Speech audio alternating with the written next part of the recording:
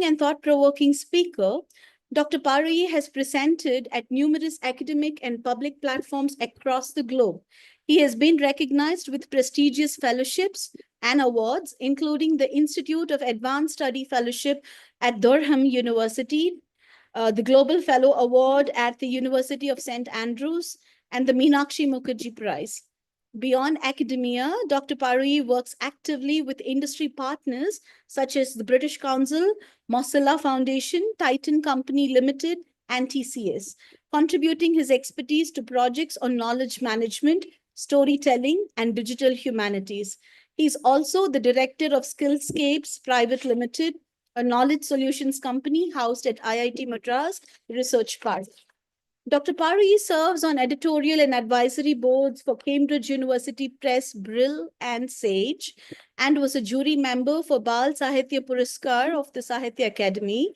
His creative writings has been published in journals like the Antonym, the Bombay Review, and Out of Print, showcasing his talents for storytelling across academia and literary domains. Dr. Paroi brings a unique blend of scholarly depth, narrative skill, and cross-sector engagement to his speaking engagements, making him a compelling voice in conversations around memory, culture, literature, and learning. Without further delay, I would like to hand it over to Dr. Paroi. Well, thank you very much. Am I audible to everyone? Yes, yes, you are. First of all, thanks so much for such a generous introduction, Professor Arul. I mean, I'm very touched and very flattered. It's an absolute honor to be part of such a well-designed FDP, I should say, because normally, FDPs tend to be very mechanistically planned.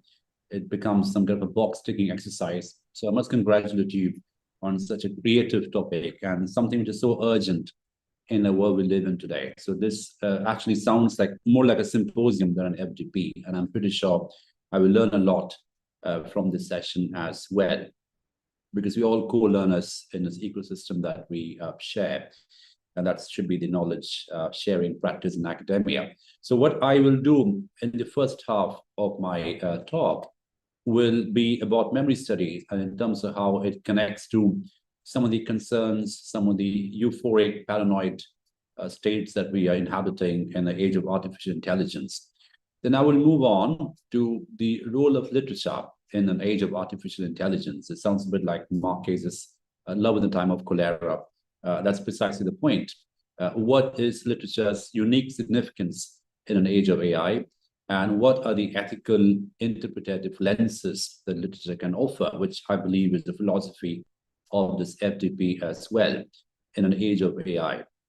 Now, one of the things that I'm keen on doing about AI is to diachronize AI, to not look at artificial intelligence as just some sudden, unique, isolated phenomenon, but as part of a very archetypal imagination that has been part of an evolutionary system.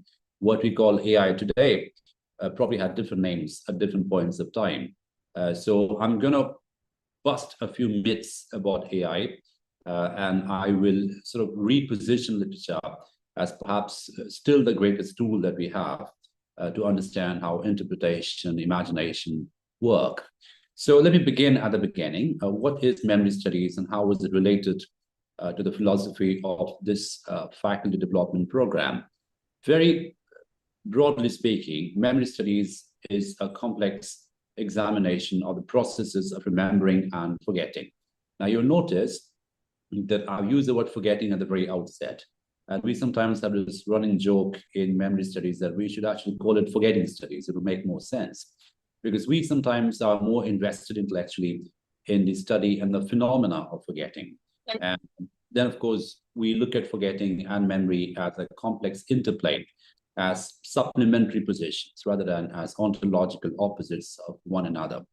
In other words, memory and forgetting, remembering and forgetting, to be more specific, they feed off each other. They supplement one another. They are structurally and cognitively connected categories. You cannot remember unless you can forget. So notice how I'm using a word forgetting or the framework of forgetting, not as a disability, but rather as an ability, as something of a normal cognitive process Now, memory studies also involves itself in a very organically multidisciplinary way, from the molecular mechanism of memory right down to the monumental mechanism of memory. In other words, it can be about the psychological understanding of memory in terms of how the brain remembers and forgets information, which is uniquely important in an age of AI, I would argue. And it also travels through narrative methods, through discursive methods, to an understanding of how, the monumental quality of memory operates in terms of how cultures, nations, states remember and forget information. And you'll notice how this relationship of collusion and tension between remembering and forgetting is something that we should be looking at from a very deconstructive lens rather than as a binaristic lens.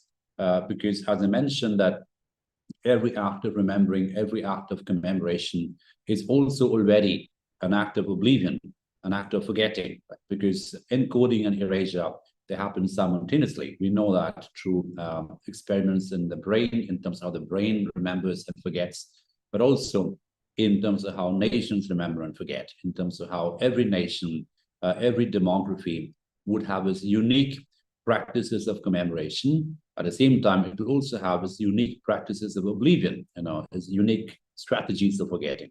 So that is the crux in terms of the philosophy of memory studies as a discipline. Now, what is interesting over here, and this is why I congratulate the organizers, is to look at the lens, and I really love the word lens over here, in terms of how we can do data mining, in terms of how we could sort of calibrate information through the lenses of literature. And what does this particular focal method of literature lend us in terms of understanding culture, particularly in an age of artificial intelligence that we inhabit and internalize today? So let's go to some very basic theoretical premises of literature. Let's start with the very beginning in terms of what is literature and how do you, for instance, define and understand the literary medium. If you agree that literature is a special medium of communication, what kind of medium is it? And I'm interested in a word medium in the same way as, let's say, one would talk about the word medium as a film medium or a musical medium. So what is that about this particular mode of transmission that makes literature subversive, effective, dangerous, political, but also very cognitive, very interiorizing in terms of mindfulness, consciousness-centric, etc., etc. Now, there are many ways one can define literature, as you know, but one could do worse than look at the linguistic expression, the linguistic encoding of literature. And I'm using the word encoding in a very deliberate way because I'm going to connect that to similar things which happen in AI. The linguistic encoding in literature, or the semantic encoding in literature, is oriented towards defamiliarization. Now, that's something that we know from, you can go back to, let's say, the Russian formalist school of thinking, Viktor Shklovsky and others around that era, who argued that one of the primary practices of literature, one of the primary methods of literature is an exercise in defamiliarization, or the production of strangeness, or the production of the extraordinary in some sense. So how does literature do it at a linguistic level? Now, I'm just going to give you two banal examples in terms of how, let's say, this might work out. If I were to tell you, when I was coming to this particular session, I took a walk in my campus in IIT Madras, which is quite beautiful, by the way. You're very invited to come. And I saw some flowers and I felt happy. That's one way of looking at it, one way of delivering this message. If I were to tell you 10,000 saw at a glance, tossing their heads in sprightly dance.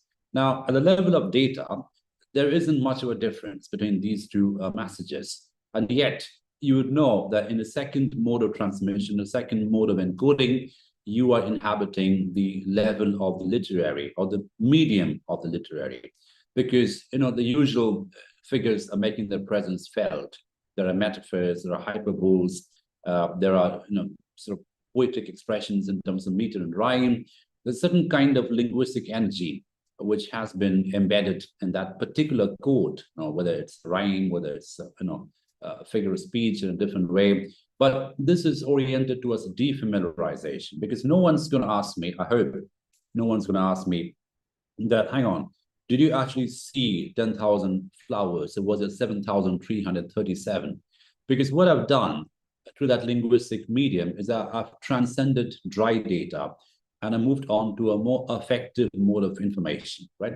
So at the very outset, it is important to define literature as this sort of transition from the effective to the affective, right? Because it is something which is uniquely able to absorb emotions, is uniquely able to sort of have a certain kind of plasticity to produce and absorb emotions, which is why literature is moving at horizontal as well as longitudinal ways. It can move across space and time. It can have a very deep diachronic content, if you will. It can give you a sense of history. It can historicize information and data and characters and everything that we expect from a well-documented text. But at the same time, it is doubly interesting in a dimensional way, because it can also move the reader in terms of the emotive depth, in terms of the cognitive depth, in terms of how it is able to sort of map in and encode layers and layers of emotions, which is why literature can also be a vessel that will generate empathy. It can generate all kinds of emotional contours, which is why this intersectional energy of literature is so important. And that's one of the reasons why it's a very fertile field of research to connect this field, to connect this medium of literature to something that we have come to call artificial intelligence. Now, when I'm making this connection between literature as a special form of encoding, as a special coded language, and making a structural and functional parallel to, let's say, the idea of AI as also being coded language, you might be thinking, well, let's start thinking in terms of this very cool post-structuralist, postmodernist text. I mean, almost anyone can think of, let's say, something like Finnegan's Wake or the late works of James Joyce, or postmodernist experimental novels, etc., etc. Of course, that is a very obvious way to look at it. But I would actually de-radicalize this a little bit and say, well, this is prevalent not just in the obviously post-structuralist, postmodernist text, but also in this otherwise very boring classic realist text, such as, let's say, Robinson Crusoe. Now, I choose Robinson Crusoe specifically because it is a good example of one of the early experiments in the novel, right? So this is one of the first systematic novels written in the classical, canonical tradition, and something which obviously connects politically, racially, territorially to different forms of, controls. There's imperialism, territorialization, and the rise of the mercantile capital, and so on and so forth. But one of the things that you notice in Robinson Crusoe, despite its density of language, despite its density of details that are there at the beginning, is a very unique positionality of the focal point of narration, as in who is telling the story, right? Who is controlling the narrative? From what particular experiential focal position is the narrative being delivered? And of course, in the case of Robinson Crusoe, it is very unashamedly white and male. So that intersectionality of gender and race is quite obviously there. It is a male position, a white male position, from which the entire story, the entire landscape, the entire universe is being presented to us, right? So, and of course, it's a very stylized form of representation, because it is focusing very, very heavily, rather too heavily, one would argue, on things which matter to the white man, like the nails, the gunpowder, the tobacco, the alcohol in the ship, and so on and so forth, right down to the most granular details, right? And at the same time, it is glossing over very quickly to other things, through other things which should be important, but it isn't important at all to that white man in that particular position. Like, for instance, we are told at the beginning of the novel, if you remember, very granular details about the shipwreck of Robinson Crusoe, what he manages to steal in terms of the biscuits and the gunpowder and the books, and how he manages to set up the plantation, and of course, how he rescues a quote-unquote savage, who he very quickly gives a name and becomes some kind of a master-slave relationship to. we are given these details in very granular forms. And yet, when you come to the end of the story, as in the beginning of the sequel to Robinson Crusoe, we are literally given one sentence where we are told that, I know, by the way, when I came back to England, I married, my wife produced several sons, and then she died. So the wife occupies a half sentence in Robinson Crusoe. The nails occupy 4 pages in Robinson Crusoe. Now that tells you the artificiality of the intelligence at work, right? That tells you the bias of the intelligence at work. That tells you the very unique focal position of the intelligence, which is telling you the story, which is encoding the narrative, which is encoding the experience. Now, the point I'm trying to make is, even in the most canonical examples of classic realism, one could see this very complex interplay of encoding and erasure, right? Which is why I think if we are to get a really holistic understanding of artificial intelligence, a very rounded idea of artificial intelligence, rather than the superficial paranoia or the superficial euphoria, one must actually go back to literature, because that was, in my mind, one of the first experiments in coded language through which, consumption of adventures, consumption of emotions, consumption of storytelling began to take industrial proportions. Because if you look at the novel, it is the first time, obviously with the rise of the printing press and the materiality around the novel, for the first time, stories could be commercialized. For the first time, storytelling could become a professional activity. For the first time, we have an industry of storytelling. For the first time, one could become an author with a certain kind of a legal license to sort of own a story, to hold a story as a property. Whereas an entire legal discourse, the entire institutional industrial discourse around storytelling begin to happen with the rise of the novel. So in that sense, when we talk about AI, when we talk about the idea of the artificial intelligence industry, we must diachronize it in a way, historicize it in such a way, just so we can see what we call AI as a seamless continuity from a very long tradition, rather than seeing it as some kind of a sudden bump that should worry us, or that should make us very, very uncomfortable or very, very euphoric.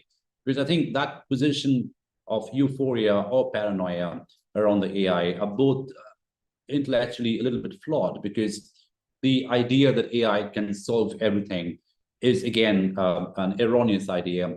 And equally, the idea that AI will replace humanity is an equally erroneous idea, right? So AI is a sort of new kid on the block in that sense. So we need to look at the long evolutionary history of materiality and humanity to understand how the prosthetic quality of AI, the innovative quality of AI, should be dialed back, should be sort of located with the rise of the idea of literature and different forms of storytelling. Now, I mentioned Robinson Crusoe as an example of how the early narrative method is incorporating the idea of, let's say, one dominant form of artificial intelligence, which is telling the story, controlling the narrative, and obviously, having a very cross-sectional view of the world, which we are given and obviously which gets circulated. And of course, I also mentioned the idea of defamiliarization, how literature is uniquely able to defamiliarize reality, stylize reality, and then that gives you a very interesting sense of space and time, because depending on what kind of defamiliarization you're enacting, you could compress space-time, you can accelerate space-time, you could, lend kinesis into space-time, and so on and so forth. So the whole idea of the normal space-time begins to get interrupted, accelerated, defamiliarized with the rise of literature. At the same time, we also know that literature is profoundly political in quality. It can give you a sense of not just what happened historically, but also what could have happened, and also what may have happened, right? And then sometimes you can really mess it up even more and give you a sense of what should have happened, right? Now, all these different focal points can come together: what really happened, what may have happened, what did not happen, what could have happened, what should have happened.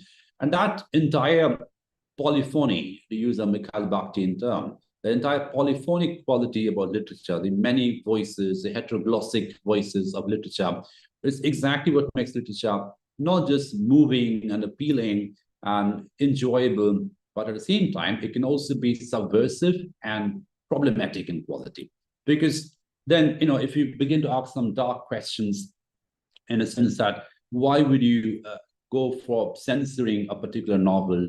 Why would you go on banning a particular author when you know fully well this is a work of fiction? When you know fully well this is not claiming to be real, this is not claiming to be factual. So why would you call to burn a novel like, let's say Thomas Hardy? Why would you call to ban a book, let's say James Joyce's Ulysses?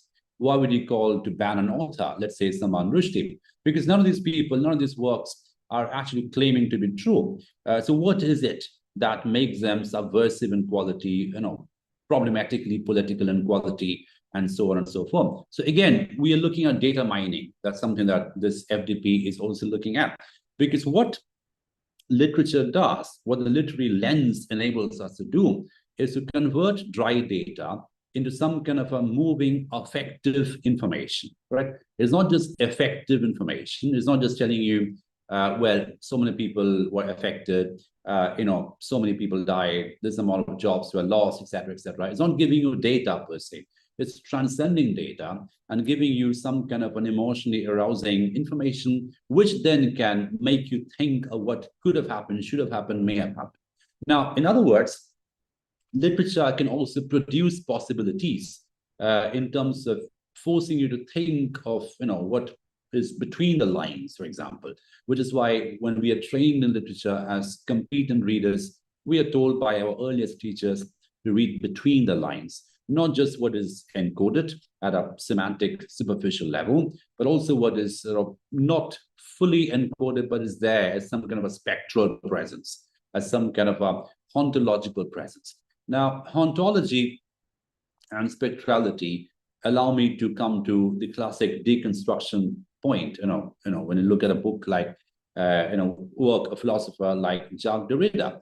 Now, Derrida, among many works of his, one of my favorite works of Derrida is this really interesting book called Spectres of Marx, where he talks about the very spectral quality of communism in, mostly Eastern Europe, where, these are countries that are trying to come out of the regimes of communism, as it were, and trying to move on to newer regimes of, let's say, liberalization or post-liberal economy and all the rest of it. But despite these efforts, or sometimes these anxious efforts to move on from the earlier regimes, there are these spectral remnants of communism, spectral remnants of earlier regimes, which make their presence felt. Let's say in an old street, an abandoned building, an old office, and not renamed road, and so on and so forth. So Derrida calls those as ontological remnants, the haunted ontology, right? So that which doesn't go away, that code which doesn't disappear, that code which doesn't just become a trace, but still lingers as a half trace between presence and absence. Now, interestingly, if you read the book, and I suspect many of our colleagues over here have, you'll notice that the metaphor, the figure that Derrida uses for that example of the ontological presence is a ghost of Hamlet.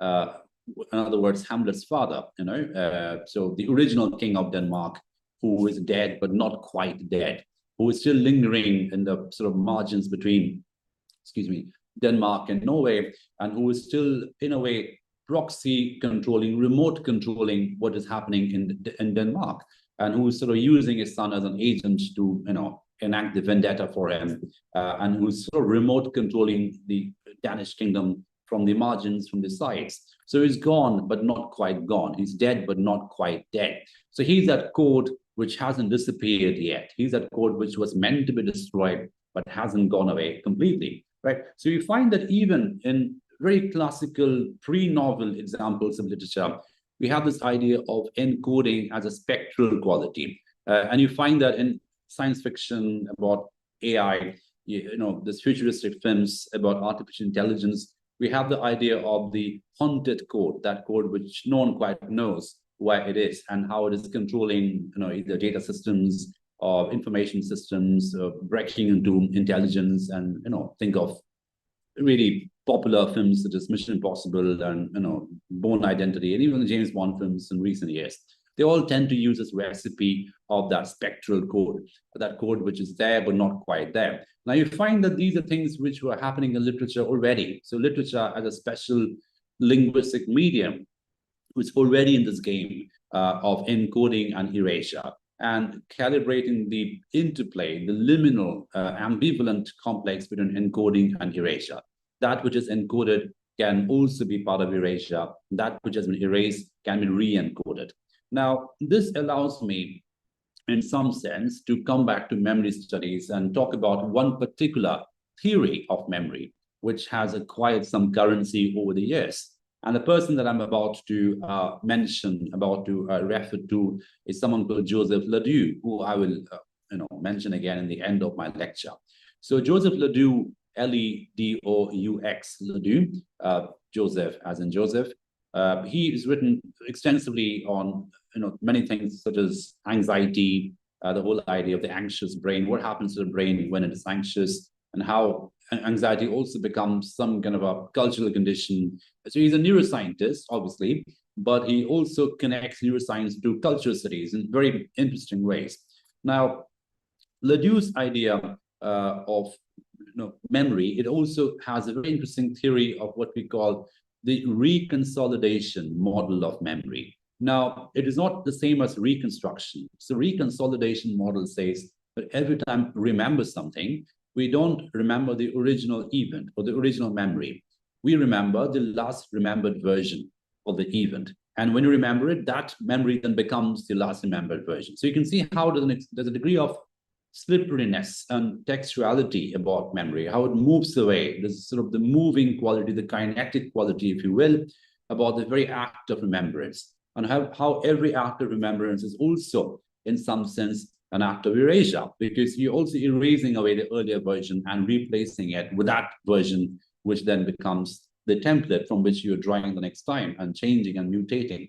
So this mutating quality of memory is very interestingly analogous to the idea of the changing codes in terms of algorithms, in terms of how AI works. So you can see how there's a very interesting structural and functional parallel between how the mind works and how the codes in artificial intelligence also work, in terms of how there's a sort of interesting connect between the two.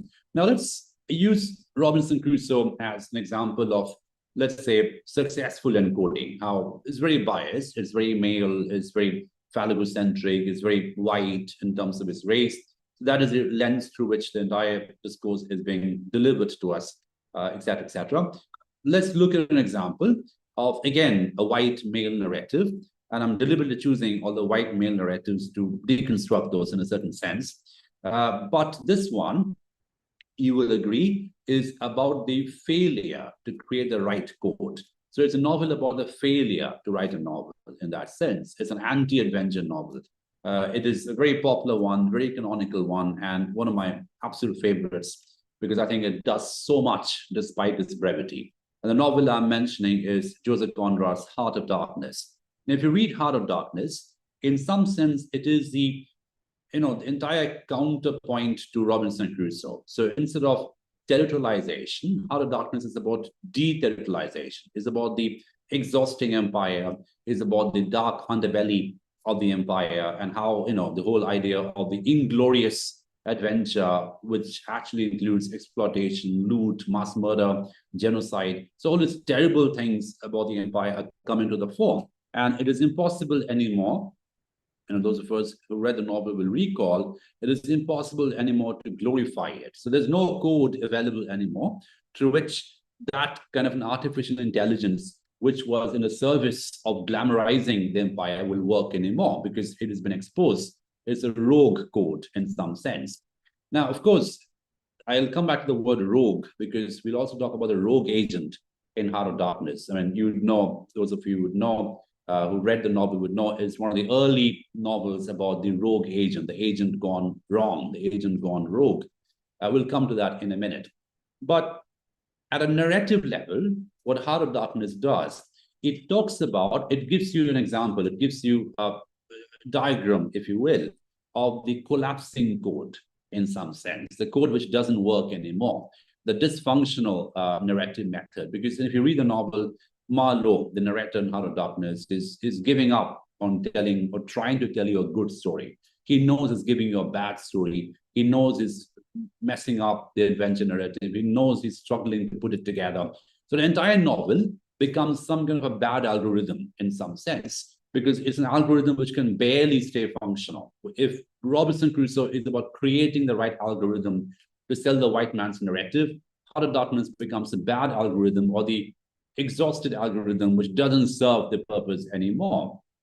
Now, of course, it gets more complicated, as you know, because it, at a level of coding, it talks about that code which was created by the system, which now has become a rogue code, which now has become the rogue agent. And of course, the rogue agent in Heart of Darkness is Colonel Kutz, who is, if you read Slavoj Žižek's work, and he compares Heart of Darkness to sort of post 9/11 narrative in a certain way. So Kutz becomes that symptom which is created by the system, but has now become a problem for the system, because now it's become too powerful, too strong. So the same system which has created this code will have to create another code to get rid of him, because he's now a rogue code in that sense. And of course, that's what happens in Heart of Darkness. Marlowe is sent to fetch back Kutz, and of course, Kutz dies in very mysterious ways. And as you know, the last words of Kutz, the last whisper of Kutz is the horror, the horror. That is the last voice of the code before it essentially shuts itself down, right? And then, of course, the entire novel becomes a very botched attempt to cover up the entire story. Mother comes back and has to lie about Kutz's death to his fiancée, and he knows it's messed up the whole story. So the entire story of Heart of Darkness is about bad codes, is about the codes not working anymore. So you can see how in literature, and I'm just cherry picking a few novels to make the case because we only have so much time, you can have examples of building a certain kind of code, building a certain kind of artificial intelligence, which can tell you a certain kind of dominant hegemonic story, obviously from the privileged position of maleness, a certain kind of race and so on and so forth. But we can also have examples, as in Heart of Darkness, which can do the exact opposite of that. It can tell you about how the code is not working anymore, how the slow collapse of a certain code and how it fails to serve its function anymore. So it also gives you its own deconstruction, if you will.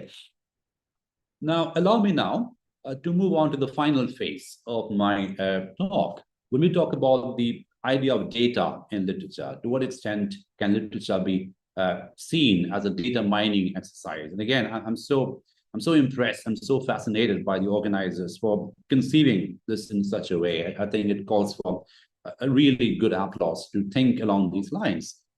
Because if you look at literature as some kind of a data mining exercise, a very interesting way in which it can offer us insights into how AI works, because it's an early prototype in a certain sense, literature, in terms of how you can smuggle data, how you can use data in overt and covert ways, and how you can, like we said earlier, you can keep something suspended to be read between the lines, and so on and so forth. So allow me to use this with a very, very familiar line. If you sort of, I'm pretty sure almost everyone in this room has read this line, know this line, one of the most famous opening lines in the history of literature, as in very canonical literature. This is Jane Austen's Pride and Prejudice. Now, if you know Pride and Prejudice, I'm guessing most of you have read it. It is normally read as a romance story, boy meets girl, Cinderella story, etc., etc. Except that it is not. If you read it carefully, and I'm pretty sure many of our colleagues here has, it is actually a very interesting and very dark feminist critique of the entire institution of marriage, the entire coercive institution of marriage, which is happening in England at that point of time, where women had no rights to property, women could not vote, women had very little social agency, where marriage was the only professional option in some sense for women. So it is that tragic situation which gets a very subtle critique in Pride and Prejudice, sometimes too subtle to be noticed. So it ends up being co-opted by the entertainment industry as a boy meets girl Cinderella story, which it's not, to be honest. But let's cut to the opening sentence of Pride and Prejudice. As you know, very famous opening line, it is a truth universally acknowledged that a single man in possession of a great fortune must be in want of a wife. Now, let's unpack the level of data over here, right? Now, the obvious ones are, as you all know, the idea of property is connected to masculinity. Only men can possess fortune. Only men can be wealthy because legally only men can own wealth and property at that point of time. And women are just there as very passive vehicles to be, owned by rich men.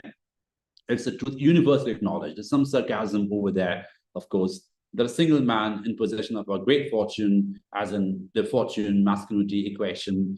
The natural extension, the natural logical extension seem to be that those men who are rich must be in want of a wife. So gender, property, masculinity, so all these things are very interestingly connected.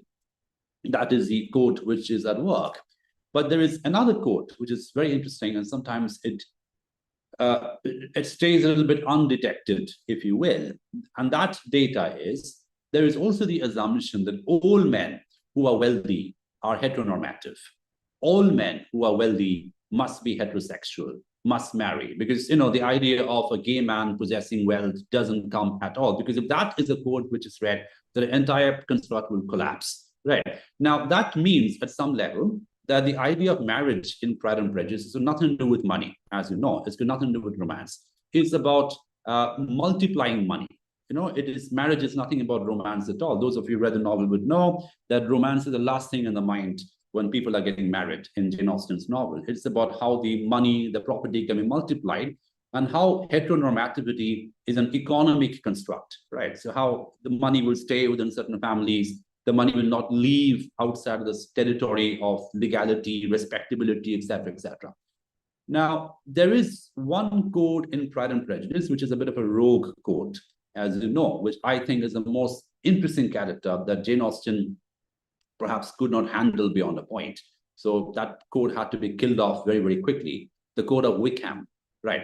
Now, if you read the character of Wickham in Pride and Prejudice, he is first presented as a very respectable man, very attractive, etc., etc. And Elizabeth Bennet, who is a very intelligent woman, respects him, is drawn to him, and Darcy's a bad guy at the beginning, except when Darcy comes with a letter. Now, that is the classic quote moment in Pride and Prejudice.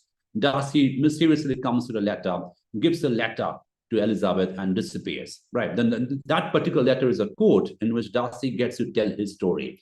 Now, he gets to convince Elizabeth that Wickham is a bad guy. My father favored Wickham over me because Wickham is an imposter. He's a manipulative man, etc., etc. And that letter, along with the property of Darcy, Pemberley, does the job. Right.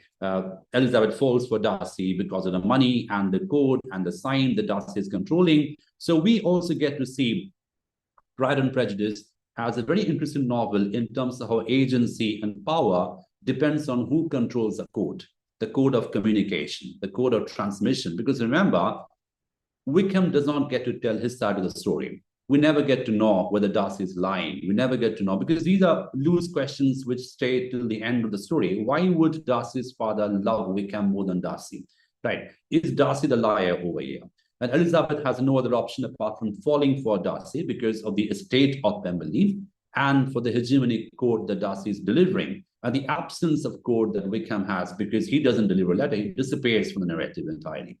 Now, these acts of disappearances, absences, are equally important in literature. And this is my concluding section, which is the point I'm trying to make, how literature is actually more complex than AI in certain sense.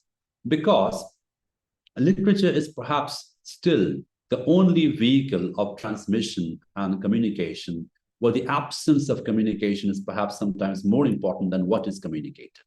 Literature is still that medium which can calibrate and articulate absences, where that which is not told, that which doesn't happen, that which doesn't appear, can sometimes be more powerful, more intriguing, and more compelling than what is told on the surface. So in some sense, literature is also uniquely able to accommodate not just the code, but also the absent code, the anti-code in that sense. It becomes a very complex interplay of presence and absence. Again, we can go back to Derrida and talk about spectrality, the idea of the cyclical spectrum, the constant play between presence and absence. I will end now, as I promised, with Joseph Ledoux. We talked about Ledoux, the famous neuroscientist. I do recommend you read his works very, very carefully. Now, Ledoux has this very interesting, I mean, he's mostly famous for his work on anxiety. Like I said, he talks about that part of the brain, which is called amygdala, which is the fear part of the brain, that which gets triggered when we are afraid, et cetera, et cetera. But he talks about anxiety in a very interesting way. Now, literature, and I'm going to talk about two A's at the moment. One A is ambivalence, the other A is anticipation, right? So the whole idea of ambivalence, as you know, and this is why it gets really interesting in terms of code, because if you're using the classic computer code, you know from your class 10 computer classes that almost all the computer languages, they rely on the binary of 0 or 1, right? Whether the signal is there or not there. That is the classic method through which computer languages are created. 0 or 1, the binary, the Boolean logic, as it were, of computer programs. Ambivalence, as you know, which sometimes we get a bit confused, or we think of ambivalence as uncertainty, but actually ambivalence, if you think of the word carefully, etymologically, it means ambi as in both, as in ambidextrous, and valence as in value, right? So ambivalence would mean that both values are equally valid and equally present at any given point of time. So it is like that Schrodinger's cat kind of a situation. It can be dead as well as alive, depending on how you want to look at it. The literature, as you know, is a unique medium to articulate not just absence, but also ambivalence, right? Which is why you find the idea of open-endedness in literature, how the same work can be read in different ways, depending on your interpretative positions, depending on your cultural, social, political bias. You can read a novel or a short story or a poem in different ways. So the idea of ambivalence is not just accepted, but also celebrated in literature, right? Now, the other A is anticipation.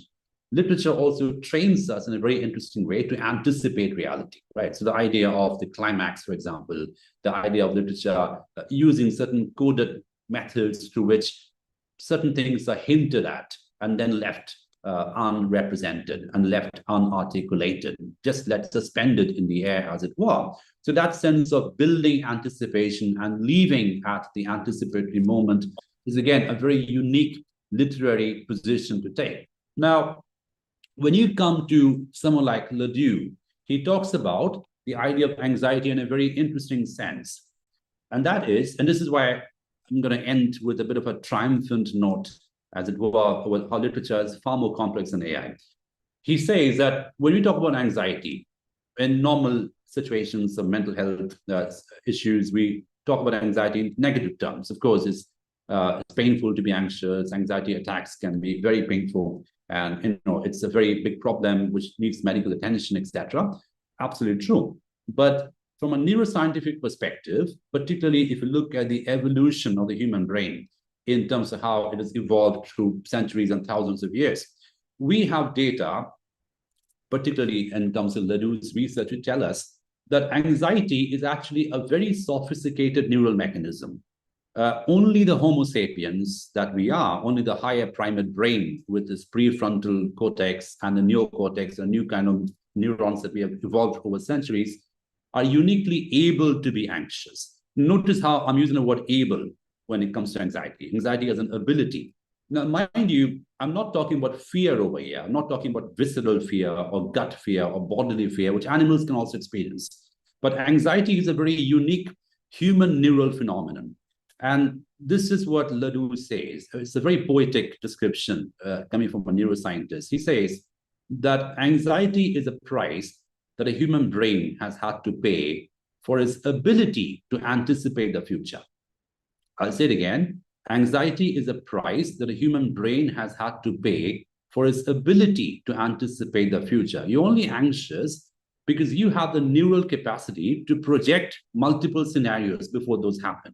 And you can get feedback in a neural way from each scenario, and you can calibrate which may work, which may not work. You can calibrate risk, you can calibrate uncertainty. It takes a huge amount of neural sophistication for this to happen, right? Now, here is the last bit. The reason why literature and the literary mind and even the ordinary human mind is still way more complex than any AI that we have at the moment is that the simple reason is we do not have an anxious artificial intelligence yet. We don't have an AI machine which can experience anxiety. which has the ability to experience anxiety. Now, again, look how I'm turning it on its head a little bit, right? I'm using anxiety as a very, very unique human condition, and I'm making the case that unless we can have an algorithm or an AI machine which can experience anxiety, the entire fear that AI can replace human is absolutely unfounded. Because that is the one thing, ironically, which makes us more intelligent, which makes us more anticipatory, and which makes us uniquely human in an intelligent sense. And literature is still the best game in that in the entire system, which can anticipate and which can make the whole anticipatory apparatus take place. Last and final point, because I'm from IIT Madras, I should end with some numbers and digits to be true to my institution. Let's say, hypothetically, we have an AI system which can do all this. Let's say we have hypothetically an AI which can fall in love, which can be ambivalent, which can be anxious, which can do all these very complex emotional things that a human brain can do. Hypothetically speaking, if that is true, the amount of energy that system will require is unsustainable, right? We can't have that energy system supplying for a period of time. I mean, even if a hypothetically that happens, it's unthinkable how any system can be created to supply that amount of energy. It will take an industrial level energy in an exponential way, impossible. The human brain can do all this. Love, hesitate, be ambivalent, be anxious, experience anticipation with just 17 watts, 17, which is lower than a light bulb at the moment, right? So I think we can still rely on the human brain for its uniqueness. We can still celebrate the human brain, all its literary and cognitive depth. And we can look at AI with a very interesting mixture of a diachronic moment and still look at literature as perhaps the most complex code that we have, which helps us experience what is meant to be human in a world we live in today. Thank you very much for your attention. What a brilliant session, Dr. Paroi. Thank you so much for that. I would now open the floor for questions, discussions, comments. You could either type it out in the chat section, or you could also turn on your systems and you could turn on your systems and ask him the question yourself, whatever you're comfortable with. Is there anybody in the audience who would like to pose a question? All right. Professor Paroi, there is one question in the chat box, which I could read for you. The signs in literature have some traces of absences and some apparent presences. Can we consider those contours the basic of coding in AI tools?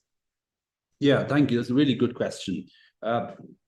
I think the absence and presence of literature in terms of how those acquire not just data significance, but also emotive significance are more complex than AI tools, because we're not just talking about absence and presence of information. Those are very carefully stylized information, which can create emotion. And this traffic between information and emotion, or between, let's say, data and affect, is exactly what makes literature more complex than AI tools. Because in some sense, the AI research we have today is getting more and more towards the effect. That has to be said. I mean, we find that very sophisticated AI tools, they're trying to move away from dry data and trying to deliver emotion-inducing experiences. But I think at the level of sophistication, literature, the literary medium, is far more sophisticated than any current work of AI we have at the moment. All right, thank you. Is there anybody else in the audience who has a question? The speaker? Wow. I think we...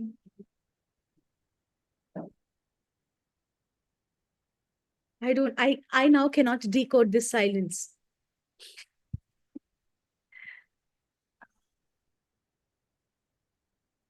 All right. People are thanking you, sir, for the presentation. Thank you. Thank you very much. I mean, if you have any further questions that you're mulling over at the moment, feel free to email me.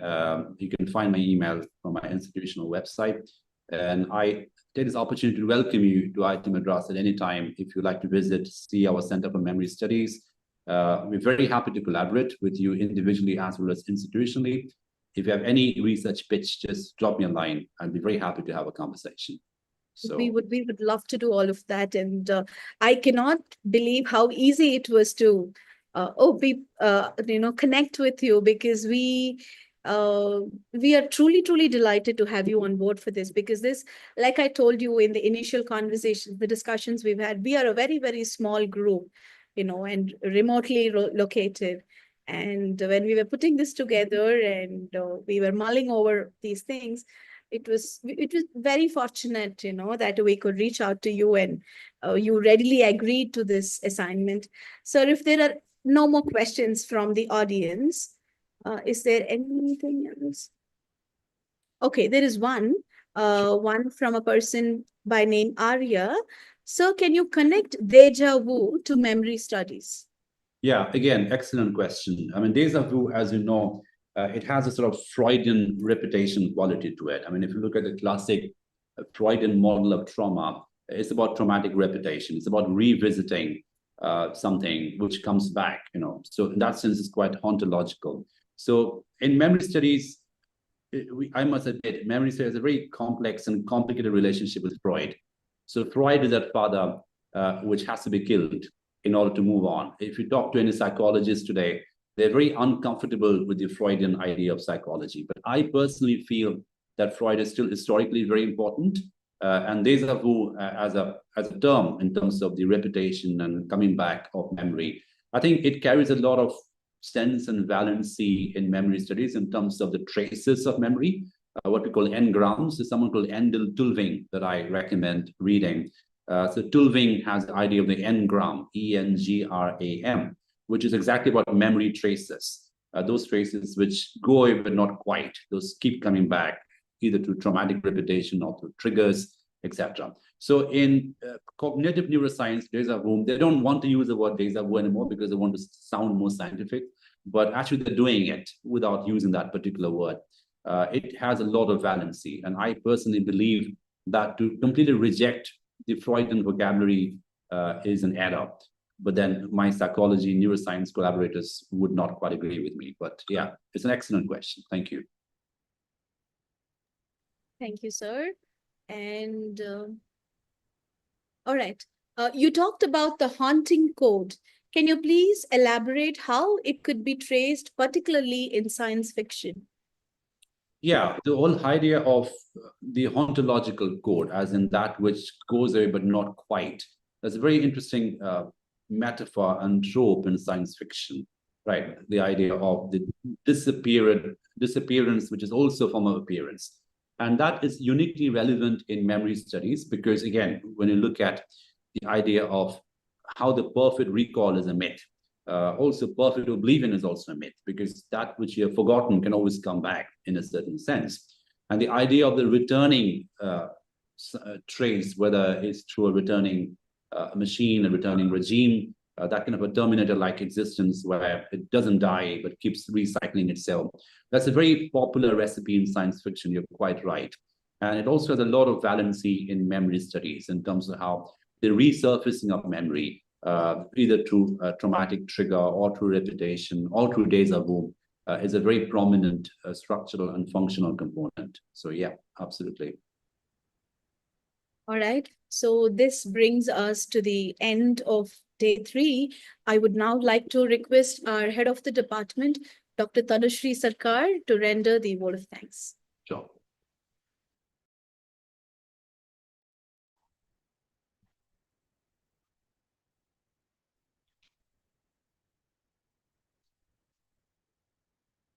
Okay, good evening, everybody. Am I audible?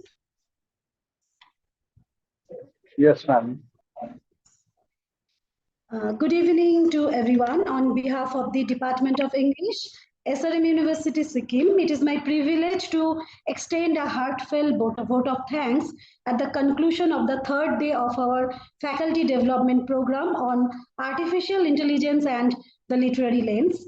First and foremost, I wish to express our deep gratitude to today's distinguished resource person, Dr. Abhishek Padui, Associate Professor, Department of English, IIT Madras, for his insightful and thought-provoking session on text analysis and literary data mining, ethical considerations in AI studies. His lecture not only illuminated the exciting possibilities of digital humanities, but also reminded us of the ethical responsibilities that must guide AI-driven literary research. We are truly enriched by his expertise. I also extend my senior thanks to all my colleagues and organizers whose presence and active engagement have made this session meaningful. Finally, I would like to thank our enthusiastic participants whose questions and reflections continue to add great value to this program. A special word of appreciation goes to our technical support team, whose coordination and behind the scenes efforts ensured the smooth conduct of today's online session. With that, we conclude today's session. We look forward to your participation in the upcoming days of this FTP as we continue to explore these intersections of technology, ethics, and literary studies. Thank you once again. Thank you all. Thank you very much. I'll take your leave now. All the very best to all colleagues. Thank you. Thank you. Thank you so much. Thank you. The feedback form will be shared with all of you. And in case you hadn't filled in the feedback form for the previous sessions, kindly connect with us through the WhatsApp group in which the link will be shared with you. All right. Thank you so much and see you all in the next session. Thank you. Ma'am, I have a request that if we can turn on the... I wrote it, but I think the speaker had disconnected. But if we could turn on the videos and... Yeah, yes, Yeah. you can. For the attendance. And hi, Prerna.